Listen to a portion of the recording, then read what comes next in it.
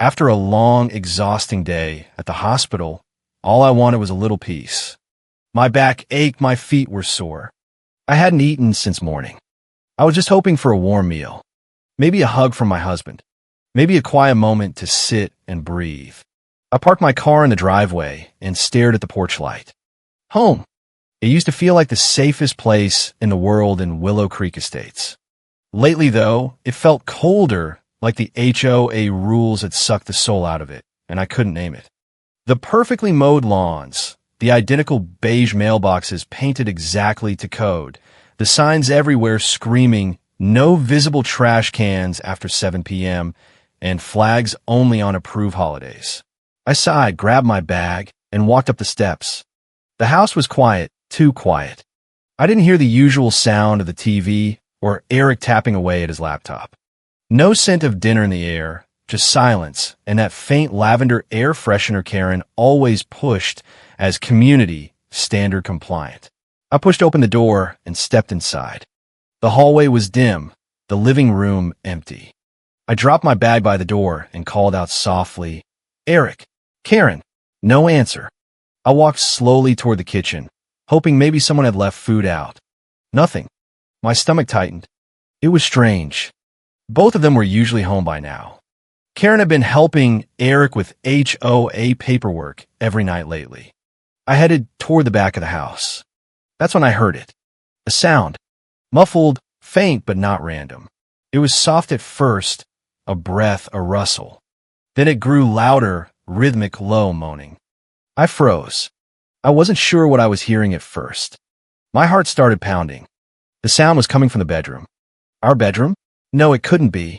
The HOA president in my bed?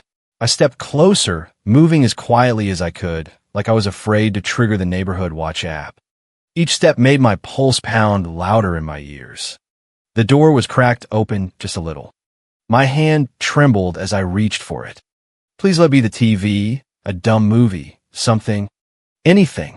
I pushed the door open and I saw them. Eric on top of someone. My first thought, stupid really, was that he must be watching a movie. But then I saw her face, Karen, the HOA president, my little sister from the neighborhood. Her arms wrapped around my husband, her head thrown back on my pillow, the blanket barely covering either of them. Her stupid president badge was sitting right there on the nightstand like a trophy. I couldn't move. My breath caught in my throat. My legs felt like stone. I didn't scream. I didn't cry. I just stood there. Eric looked up first. His face froze. Then Karen turned and saw me. Her eyes widened. Neither of them said a word, and neither of them looked sorry. It was like I was just another violation notice they could ignore with a wave of the HOA handbook. I looked at the bed, the one Eric and I had shared for years, the one we talked about starting a family in before the bylaws banned unapproved play structures. The one I cleaned, the one I made every morning. I looked at Karen, the woman I helped raise into this community, the girl I gave a roof to when her divorce left her homeless, and the board was threatening to fine her for temporary unsightly parking. And now she was lying in my sheets with my husband like she owned the whole damn subdivision. I took a step back, then another. Still not a word from them. No apology, no panic, just silence, and the faint beep of Eric's phone reminding him of the next board meeting. I didn't remember walking back through the hallway, or grabbing my keys, or slamming the front door. All I know is that by the time I reached my car, I was shaking so hard I could barely hold the steering wheel. I sat there for a long time. No tears came, just emptiness like something had been scooped out of me and tossed in the HOA-mandated hidden trash bin. If you're hooked by Alina's story, don't forget to hit the like button and subscribe for the next part. Tell us in the comments, what would you have done if you were in her shoes? 3 months ago, if someone had told me the HOA Karen would betray me like that, I would have laughed in their face. Karen, no. She was reckless, yes, immature, sure, but she was my neighborhood sister. I practically helped her navigate the HOA minefield when she first moved in. I was the one who packed her approved moving boxes, helped her with the application paperwork, and even taught her how to trim her lawn to the exact 2.5 inches as per the bylaws. She used to look up to me. She used to hug me like I was her safe place in this rule-ridden paradise. When she showed up crying on my doorstep after a messy divorce, I didn't hesitate for a second. It was pouring that night. Her mascara was running and her suitcase was falling apart. She said her ex had kicked her out and the HOA was already sending violation notices for unsightly temporary residents. She had nowhere to go. She had no money, no job, and barely enough gas in her car to get across the development. Of course, I let her in. Stay as long as you need, I told her. This is your home too, and I'll vouch for you at the board. Eric wasn't thrilled about it. He forced a smile in front of her, but I could tell from the way he pressed his lips tight. Later that night, he pulled me aside and said, "How long is she staying? The HOA might have rules about long-term guests." I said, "I don't know until she finds her feet and gets approved for her own house." He sighed but didn't argue. At first, it felt nice having her around. She helped with the dishes. She played music while I cooked. She even brought me lunch at work one day, saying, "You never take care of yourself. Let me do it for once, and maybe I can help with some HOA suggestions." But slowly little things started to change. She began sleeping in late, sitting around in her pajamas till noon, watching shows with Eric in the evenings when I had to work double shifts at the hospital. I figured they were just being friendly. I was grateful she wasn't alone. Sometimes I'd walk in and they'd be laughing about something I didn't understand. Eric would say, "Inside joke about the new fence height limits." Karen would giggle, "You had to be there at the last board meeting." I brushed it off. I wanted to believe nothing was wrong, but I saw things. Subtle things. Karen started wearing my clothes. At first, she asked, then she just didn't. I'd come home and find her in one of my blouses, curled up on the couch, pretending it was no big deal. Once, I opened my makeup drawer and noticed my lipstick was missing. Later that night, Karen had the exact shade on. She swore it was hers. I told myself I was being petty, selfish. She was going through a hard time. But Eric started acting weird, too. He locked his phone when he never used to. He changed his laptop password. He stayed up late, saying he had deadlines. I'd find empty wine glasses in the sink when I hadn't had a drop. Still, I pushed the thoughts away. She's your friend, Alina. Don't be paranoid. I told myself that over and over. I even defended her when one of my coworkers made a comment about how young single women in tight clothes can be dangerous in a married home. She's not like that, I said. She's like family. God, I feel stupid now, blind. I even encouraged them to bond. I told Karen, "Thanks for keeping him company. He's been feeling lonely lately with all the HOA drama." I told Eric, "Maybe you two can hang out while I'm gone." I was the one who opened the door. I was the one who handed them the key, and they walked through it like I didn't even matter. Looking back now, the signs were there. The long glances, the soft giggles, the inside jokes I didn't understand, the subtle tension I ignored. I just didn't want to believe that the two people I loved most would ever do that to me. But they did. And all the kindness, all the loyalty, all the trust one gave, it meant nothing to them. It's strange how the past plays tricks on you after everything falls apart. Little things I've barely noticed before are now screaming in my memory. Things I laughed off, brushed aside, or forced myself to forget. They come back now like sharp little thorns pressing into my skin, like the HOA fines I paid without question. I remember the first time it really felt off. I came home early from work one afternoon, a last-minute schedule change at the hospital. I didn't tell anyone I was coming back. I thought I'd surprise Eric and maybe get a chance to rest. When I opened the front door, I heard laughter, low, playful, flirty. It was coming from the kitchen. I walked in and saw Eric and Karen standing close. Too close. She was wearing one of my tank tops, the lacy one I usually wore to bed, and no bra. Her hand brushed his arm as she laughed like they were in the middle of some private joke about the latest HOA violation. They both jumped when they saw me. Eric quickly stepped back. Karen smiled and said, "Oh, hey, you're home early. We were just discussing the new rule about bird feeders." She opened the fridge like nothing had happened. Eric muttered something about helping her fix the community newsletter. I wanted to believe them, so I did. Another time, I found one of her earrings on our bedroom floor. Just one. When I asked her about it, she giggled and said, "Oops, I must have dropped it while helping with the laundry." You know, HOA approved detergent only. I didn't even remember asking her to fold laundry, but I smiled and let it go. One night, I woke up thirsty and went to the kitchen for water. As I passed the living room, I saw them sitting together in the dark on the same couch watching some old movie. She had her legs pulled up under a blanket. He had his arm resting on the back of the couch, too close to her shoulder. They didn't notice me. I didn't say anything. I didn't want to start a fight. I didn't want to look insecure in front of the woman who could find me for emotional disturbance if she wanted. I was trying to be a good wife, a good friend. I kept convincing myself I was imagining it. Even when I started noticing how she would compliment him more than she used to, wow, Eric, you're getting fit again with all that yard work to meet HOA standards. Or, you should wear that shirt more. You look hot in it, perfect for board meetings. She said in a playful way like it was harmless, but it wasn't harmless. It was never harmless, especially when she started enforcing rules on me, but not on herself or Eric. One day, I brought up my feelings to Eric gently. "Has Karen been acting strange to you lately?" I asked while we were doing dishes. "I don't know. She's just a little too comfortable sometimes." He gave me a look like I'd just accused him of violating Section 12. "Are you seriously jealous of the HOA president? She's just trying to help the community." I felt ashamed, embarrassed. I apologized. I told him I was just tired, overthinking. He kissed me on the forehead and said, "Don't stress yourself over nothing. The HOA needs strong leadership." I believed him. But then there was Mrs. Langley, our neighbor. Sweet old woman. She's quiet and kind, but she notices everything. She stopped me one morning while I was getting the mail and said, "Your friend Karen and your husband make quite the pair.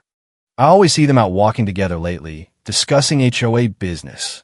It's sweet of him to help her feel welcome." I didn't say anything. I smiled politely, but my stomach turned. I never once went on a walk with Eric anymore, not even short ones. I told myself I was being dramatic, but deep down, something inside me knew. Still, I shoved it all aside. I worked longer hours, filled my days with patience and paperwork, trying not to think about what I was afraid to see, because if I let myself believe it, even for a second, my world would start to crack like the HOA sidewalk I got fined for not repairing fast enough.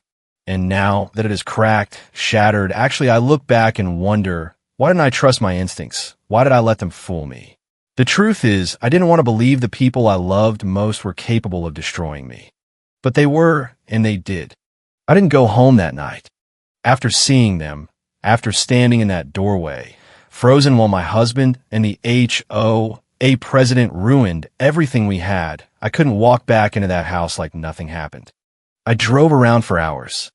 No music, no destination, just the hum of the engine and my hands gripping the wheel like it was the only thing keeping me from falling apart. The streetlights blurred past, each one shining on another perfect lawn that hid the same kind of secrets. Eventually, I parked in the hospital lot and just sat there until the sun rose. The next morning, I did what I never thought I'd have the strength to do. I went back. Not because I wanted to talk, not because I needed closure. I went because it was my house, and I wasn't going to let them steal that too under some bullshit community property excuse. When I stepped inside, the place was quiet again, too clean, too still, like someone had tried to erase the night before with a pressure washer and a fresh coat of HOA-approved paint. I walked straight to the kitchen. Eric was there sipping coffee like it was any other day. When he saw me, he stiffened, but he didn't look ashamed, just annoyed. "You didn't come home last night," he said as if I had done something wrong. I stared at him, not blinking. "I saw you," I said quietly. He said nothing, just took another sip from his mug. "You and Karen." I saw everything. He sighed, then put the cup down. "So what now?" That's what he said. Not, "I'm sorry." Not, "Let me explain." Just, "What now?" Like we were negotiating a new fence height. I felt like I was speaking to a stranger. I asked the one question I'd been terrified to say out loud. "How long?" He looked at me for a moment, then shrugged. "A few months." My stomach turned. "A few months," I whispered. She's been living under our roof. You've been sleeping with the HOA president in our bed. She came on to me. Alina, he said flatly. I didn't plan for it to happen, but it did. And honestly, it felt nice to be wanted. I stared at him, blinking back the sting in my eyes. He continued, You're always tired, always working, always drained. You don't even look at me anymore. Plus, she's the president now. It just happened. So you cheated? I snapped. With the woman I helped bring into this neighborhood? He stood up. You pushed me away. Just like that. He placed the blame at my feet as if I'd asked for this. As if my 12-hour shifts, my aching feet, my sacrifice to keep this house running and pay the endless HOA dues meant nothing. And then, like a bad dream getting worse, Karen walked into the kitchen, wearing one of Eric's shirts, her hair wet from a shower, no shame on her face, not even a trace of guilt. She looked me in the eye and said, I didn't mean to hurt you. I laughed.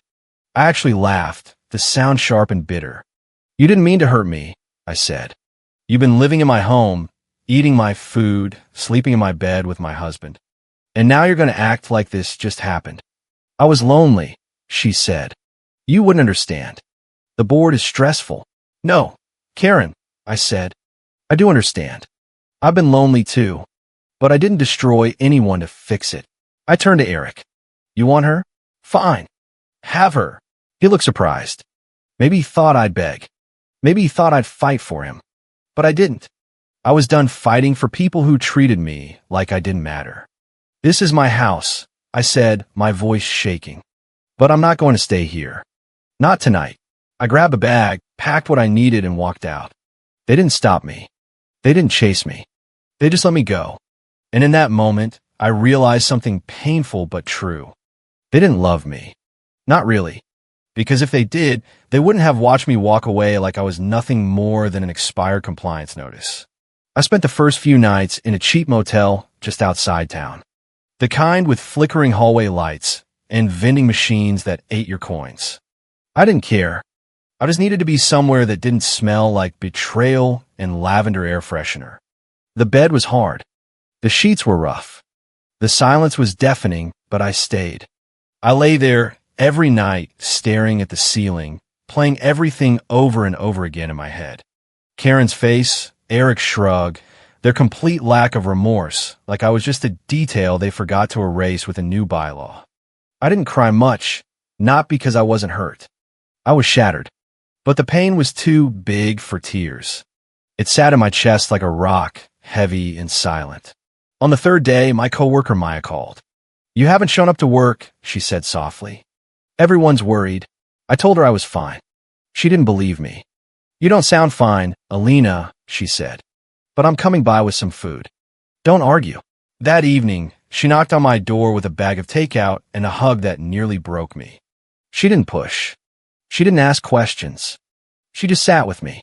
Let me eat in silence and left a pair of fuzzy socks behind with a note that read, You are more than what they did to you. That note. I taped it to the motel mirror. The next morning, I showered properly. I even did my hair. I still didn't feel like myself, but I was starting to remember her. Work was hard at first. I could barely focus. My hands trembled during patient check-ins, but the hospital was my anchor.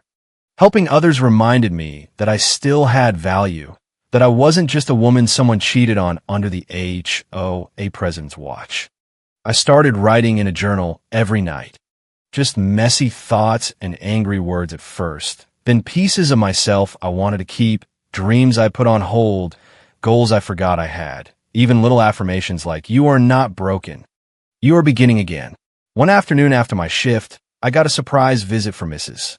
Langley. She showed up at the hospital with a small container of homemade stew. I figured you weren't eating, she said, placing it on the counter. I smiled weakly. You heard, didn't you? She nodded. Walls are thin, and I've got eyes. Plus the HOA grapevine never sleeps. I didn't know what to say.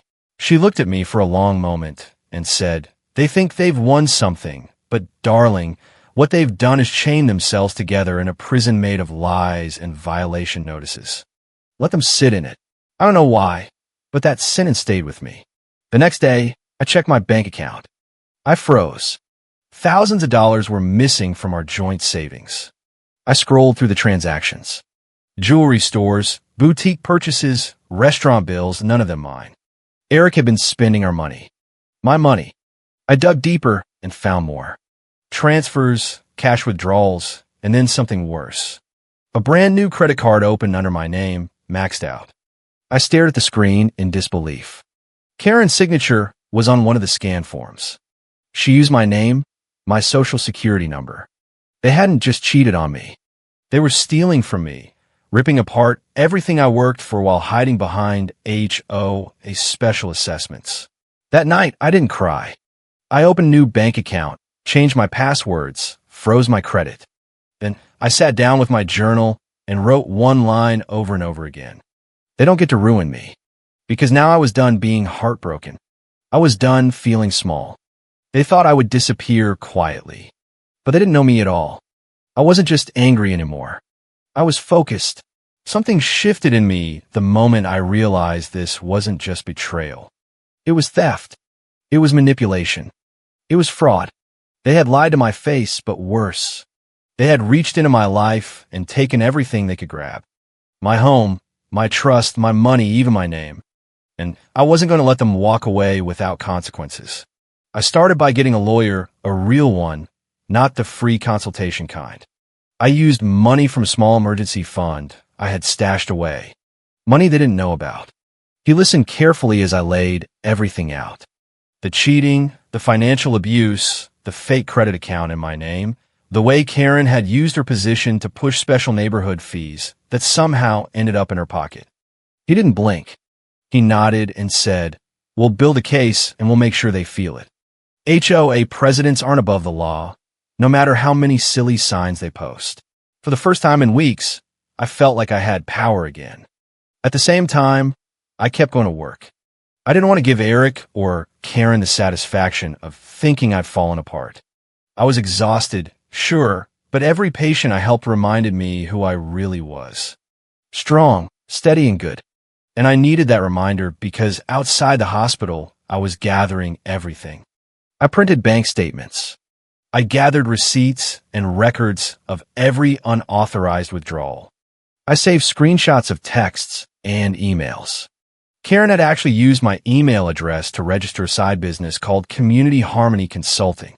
She used my identity to build something she was showing off online like it was hers, charging residents for HOA advice that was really just her way of lining her pockets. Every photo, every purchase, every login, I kept it all. And then came the worst part, the lies they were telling others. Mutual friends started acting weird. Some stopped returning my calls.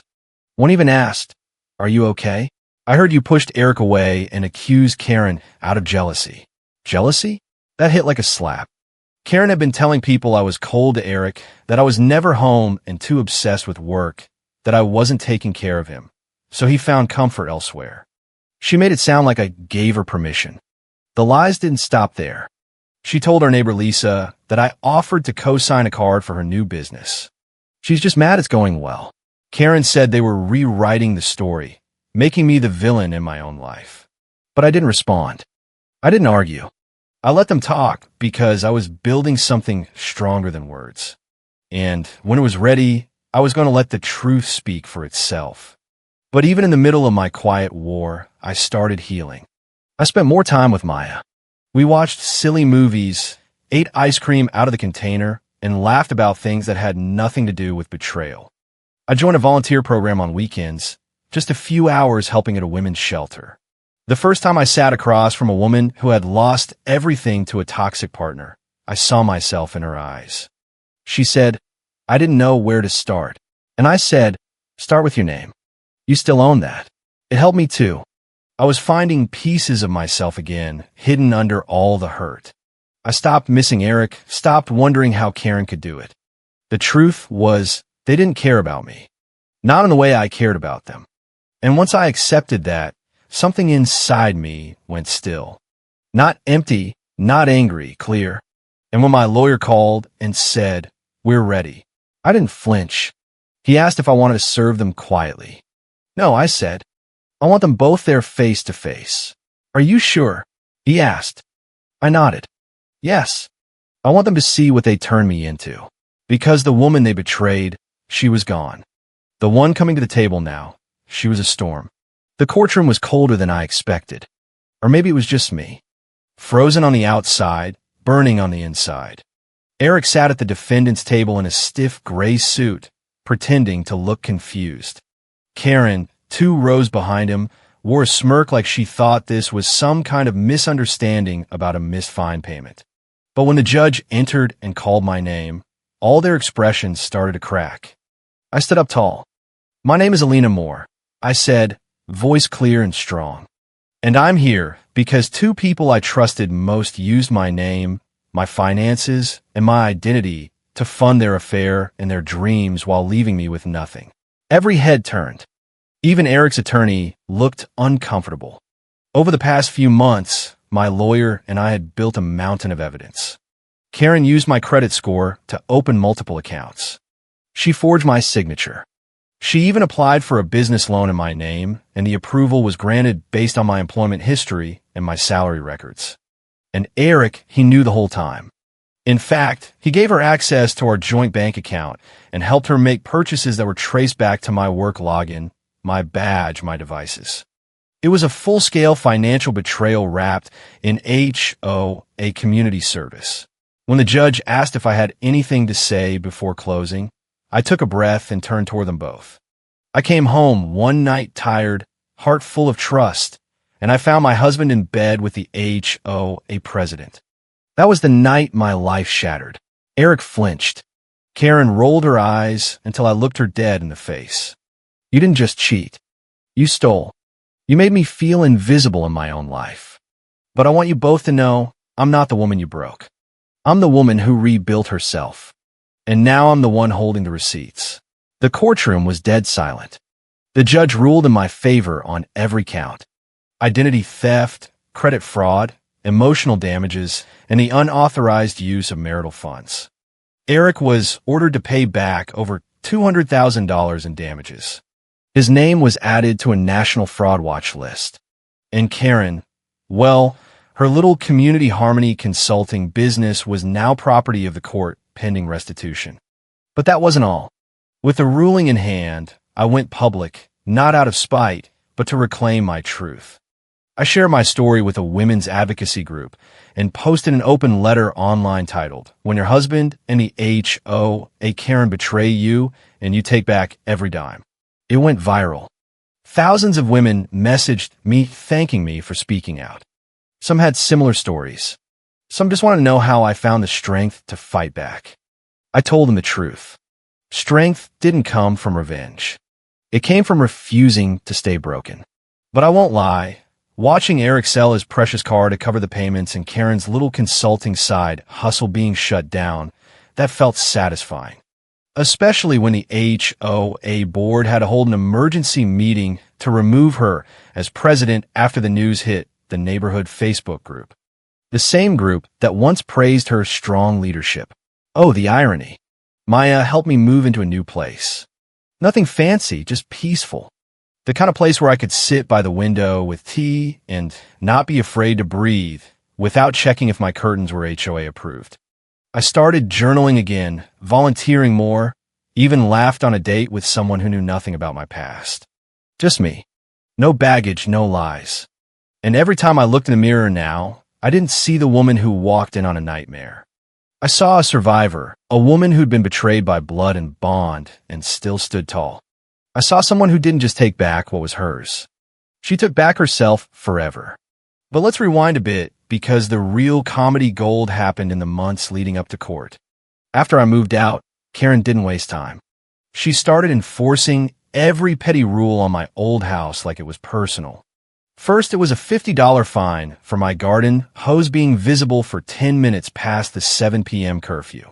Then $75 for unauthorized plant height, because my roses dared to bloom 2 inches too tall. She even sent a notice that my car was parked 2 inches over the invisible line in the driveway. All while her own yard looked like a junkyard because, surprise, the president was exempt during transition periods. Eric, meanwhile, moved in with her officially. They posted pictures on the neighborhood app of their happy new chapter, complete with captions like "building stronger community bonds one step at a time." The comments were gold. "So inspirational," from the same neighbors who later ghosted me. I saved every screenshot. My lawyer loved it. The real laugh came when I found out they had been using my identity to apply for an HOA emergency relief fund that didn't even exist. Karen had created the paperwork herself, forged my signature, and funneled the money into her consulting business. It was for neighborhood events, she claimed in her deposition. My lawyer just slid the bank records across the table. Events like expensive dinners and jewelry? Cute. Karen's face went the color of a violation notice. Priceless. Mrs. Langley became my secret weapon. She testified about the walks, the late-night meetings, the way Karen bragged about handling difficult residents. "I always thought it was strange how the president spent so much time at one house," she said with a sweet smile. The judge nodded like he was taking notes for his own HOA horror stories. Eric tried one last pathetic move in court. "Your Honor, this is all a misunderstanding. Karen was just helping with my stress from the bylaws." The judge actually chuckled. "Son, I've seen a lot of excuses. This one takes the cake." By the time the gavel came down, Karen was sputtering about due process and board immunity. My lawyer just smiled. "The bylaws don't cover fraud, ma'am." The whole room felt the shift. The same people who once feared her fines were now whispering that maybe the rules needed a rewrite. I walked out of that courtroom with my head high and a check in my pocket that covered every dime they stole plus damages.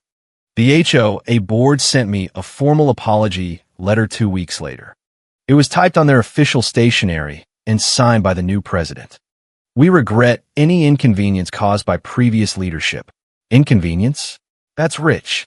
I framed it next to my journal page that said they don't get to ruin me. Life after the ruling felt like breathing fresh air for the first time in years. No more checking my lawn height every morning. No more dreading a knock on the door from the compliance committee. I sold the old house at a profit once the market heard the story. Buyers loved the drama. It made the place famous. I used the money to buy a cute little place outside the HOA boundaries. No rules, no Karen, just me and my peace.